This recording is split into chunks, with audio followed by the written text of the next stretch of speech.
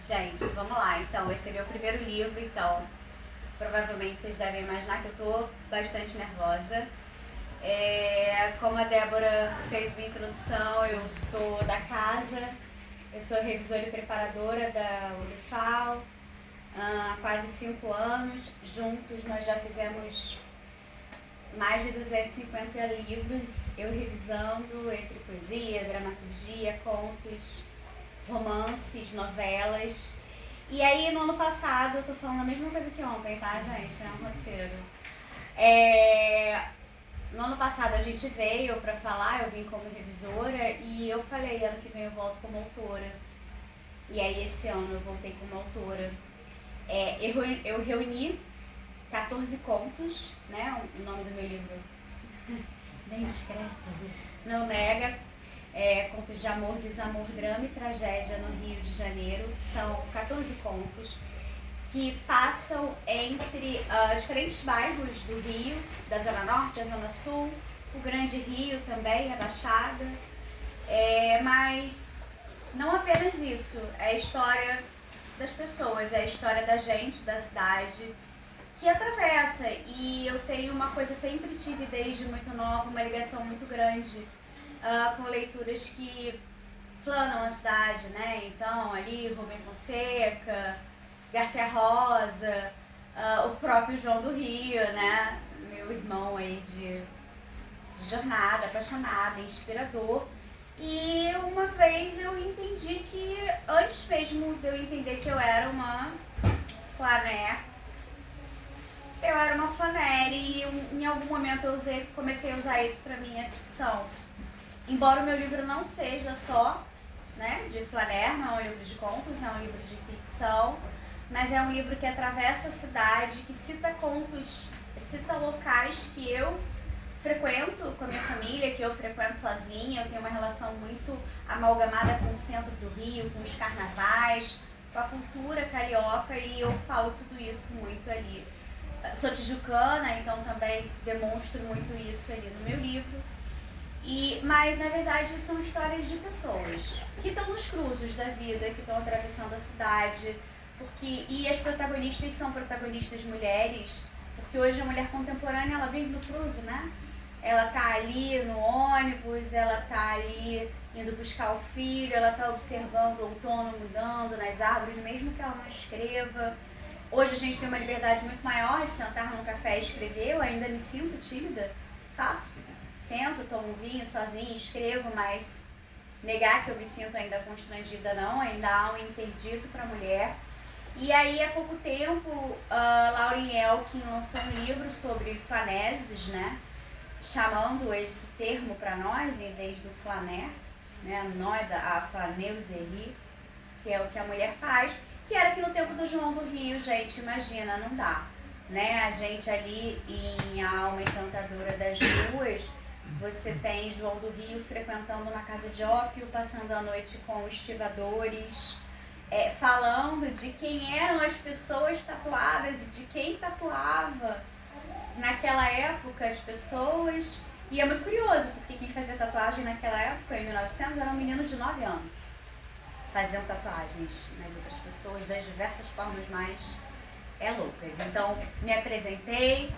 Como eu disse, meu livro não é só sobre flaneserie, é livro de história de pessoas, 14 contos, protagonistas femininas, fortes. Falamos muito da temática LGBTQIA+, também, mas é história de gente, tá? Eu separei aqui um trechinho da minha nota final, juro que é curto, e um trechinho de um conto, um começo de um conto com spoiler, que eu acho que vocês merecem spoiler. Bom, nota final da autora. Da água que bebi e que me trouxe à construção deste livro estão, sim, muitos autores e artistas homens dos panoramas nacional e internacional. Na literatura brasileira, cito alguns em ordem canônica de tempo: Gregório de Matos, Machado de Assis, Lima Barreto, João do Rio, Nelson Rodrigues, sou especialista em Nelson Rodrigues, e tantos outros lá fora, né? Allan Poe, Flaubert, Vargas Llosa, né? Polêmico, Érico, Fernando Aramburu, Domênico Startoni. Se me inspiram, claro, não os odeio, entendam. Pelo contrário. Porém, os tocaio sim. E gostaria de trocar todos os seus nomes, a maioria, por maior representatividade, pelos mulheres. O que digo e é sabido é que o cânone foi e é, e será por um bom tempo, apesar dos nossos esforços, majoritariamente composto por homens e um certo tipo de homem. Isso se dá por inúmeros motivos, né? Como todos nós sabemos, no que tange a representatividade da mulher, essas razões estão conexas com o machismo e a estrutura patriarcal. Volando um pouquinho, já falei ontem um pouco de Virginia Woolf, mas um trecho de Um Teto Todo Seu, de Virginia Woolf, toca em mim profundamente nesse sentido e ilustra bem o que afirmo diante da trajetória literária ocidental sobre mulheres. Vocês têm ideia de quantos livros são escritos pelas mulheres no decorrer de um ano, na época dela, né? Vocês têm ideia de quantos deles são escritos por homens? Tem consequência de que somos provavelmente o animal mais discutido do universo? E aí mais um pouco à frente na minha nota final. Ao fazer uma busca num famoso buscador da internet,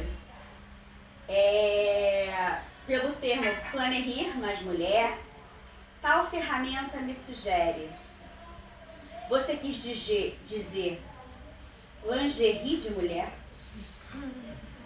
E olha que eu nem sou exatamente uma compradora de lingerie exatamente para ter um algoritmo viciado. Então quer dizer, eu fui lá e botei flannery, mulher, meio lingerie, mulher.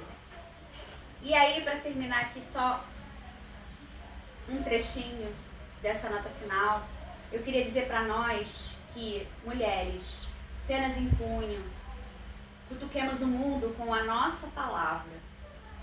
Ainda presto reverência e dedico este livro a todas as mulheres cuja escrita foi impossível ou preterida ou apagada pelo machismo, pela misoginia, pelo patriarcado, pelo capitalismo, pelo cânone, sempre branco, hétero, meia-idade, privilegiado. No mais, senhores, chegou a nossa vez. Desculpa aí. Agora, meninos levam doce ou salgado e meninas levam refri, ou o que elas quiserem. Ou elas nem vão, só porque vão mesmo, é aonde como quiserem. Então essa foi a nota. Agora eu vou ler um conto, um pedacinho de conto para vocês, de Sasha, que é um conto que eu tenho muito apreço. E vou dar spoiler, tá? Vamos lá. Sasha. Juro pra vocês, 2 páginas. Tá acabando. Sasha nasceu e cresceu em Santa Cruz da Serra, Baixada Fluminense. Quando tinha 12 anos, a mãe fez inscrição de Sasha para a Seleção Estadual de Dança Maria Olhaneva, integrada ao Teatro Municipal do Rio de Janeiro. A professora de balé do centro comunitário, onde eram ministradas aulas artísticas para crianças da região, via em Sasha potencial e convenceu a mãe a fazer a tentativa. Era uma enorme oportunidade de frequentar aquela escola. Vai deixar Sasha aqui nesse lugar que não tem oportunidades pra gente, feito a gente? Faz inscrição, lá outras portas se abrem, outros mundos. Gente mais parecida com Sasha e eu. Foi taxativa Ivone, a tia do balé. A Olhaneva forma expoentes bailarinas e bailarinos brasileiros. Além disso, muitos seguem carreira no próprio corpo de baile do municipal depois de concluída a escola preliminar. Fazem curso profissionalizante e se submetem à admissão do corpo de baile. Alguns se tornam professores da casa. De todo modo, alunas e alunos ganham projeção no circuito, diploma valem internacionalmente e não raros chegam a dançar na Europa. A mãe inscreveu na seleção. Sasha passou. Sasha nunca fora ao centro da cidade do Rio antes da prova de admissão. Admirou-se com os edifícios, com o VLT, com os camelôs, as igrejas. Ao conhecer o municipal, então, susteve o ar tamanho arrebatamento. Os convidados eram convidados, os candidatos eram convidados aos bastidores e ao palco do teatro. Mesmo as aulas não sendo realizadas propriamente nas instalações históricas, mas eram recebidos num edifício anexo. Quando soube da aprovação, Sasha mal se conteve. A mãe ficou emocionada. Ivone via como se fosse seu futuro de Sasha. Ela não tivera essa oportunidade. Orgulhou-se por extensão, pensava, quando a fama chegasse, e havia de chegar, Sasha iria se referir à mestra das primeiras aulas de balé como sua grande incentivadora, dando entrevistas pelo mundo. Começaram as aulas lá na Olianeva.